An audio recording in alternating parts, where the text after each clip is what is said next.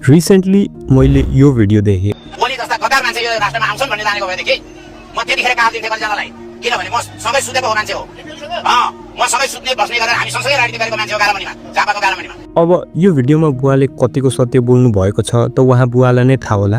तर एउटा यस्तै सिमिलर घटनाको कथा वर्ल्ड वार 1 को बेलातिर पनि छ र अल्दो यो घटनाको अथेन्टिसिटी अलिक डिबेटेड छ, बट रिगार्डलेस के भएको हुन्छ भन्दा चाहिँ वर्ल्ड वार 1 को बेला एकजना हेनरी ट्यान्डी भन्ने एउटा ब्रिटिस सोल्जर हुनुहुन्थ्यो जो युद्धमा भए तापनि सकेसम्म दुश्मन सिपाहीहरूलाई जिउँदै जान दिनुहुन्थ्यो अनि निहत्था घाइते सिपाहीमाथि हमला गर्दिन भनेर त उहाँको सिद्धान्त नै थियो।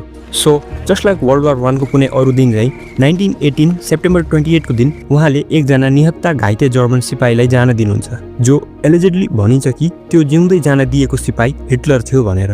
र हिटलरले वर्ल्ड वार 1 पछि के कस्तो काण्ड मचायो भनेर त हजुरलाई थाहा नै होला, जसकारण हेनरी ट्यान्डीले पछि आफ्नो सम्पूर्ण जीवन गिल्ट र रिग्रेटमा बिताउनु भयो कि मैले मौका पाएको त्यस बेला हिटलरलाई किन मारिन भनेर।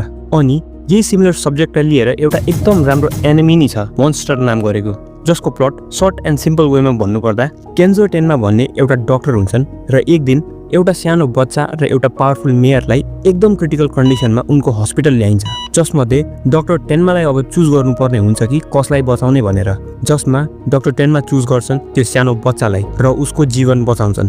तर पछि गएर त्यही बच्चा एउटा सिरियल किलर बन्छ र उसले गरेको सबै हत्याको दोषी डाक्टर टेन्माले आफूलाई ठान्छन् र गिल्ट फिल गर्छन् कि त्यस्तो मोन्स्टरलाई मैले बचाएँ भनेर। अनि डाक्टर टेन्माले गरेको त्यो गल्ती कसरी सुधार्छन् इज यो एनिमेको स्टोरी लाइन, जुन एकदम राम्रो छ, मस्ट वाच। सो लाइक अरूले यो कन्सेप्टमा यस्तो राम्रो क्रिएसन गरिराख्दा नेपाली कन्टेक्स्टमा नि यो सब्जेक्ट रिलेटेड खालको सिरिज वा मुभिजहरू नि बनाउनु मिल्छ होला, किनकि उहाँ बुवा जस्तै नेपालमा अरू व्यक्तिहरू पनि हुनुहुन्छ होला जसको आफ्नो एक्सपिरियन्सेस छन् होला। लाइक कुनै डक्टरको कि त्यस बेला त्यो किडनी अपरेसनको टाइममा अलिकति यताउता गरिदिन्थ्यो भने आज देशको हालत त्यस्तो हुने थिएन, वा कुनै रिटायर्ड आर्मी अफिसरको कि त्यस बेला मौका हुँदाखेरि नै सुखानी 2.0 गरिदिन्थ्यो भने आज देशको हालत यो हुने थिएन, वा त्यस बेला अलिक आँट गरेर यी आतंकवादी कथितहरूलाई उडाइदिन्थ्यो भने आज देशको हालत यो हुने थिएन। सो अन एन्ड अन, किनकि पोसिबिलिटिज आर एन्डलेस।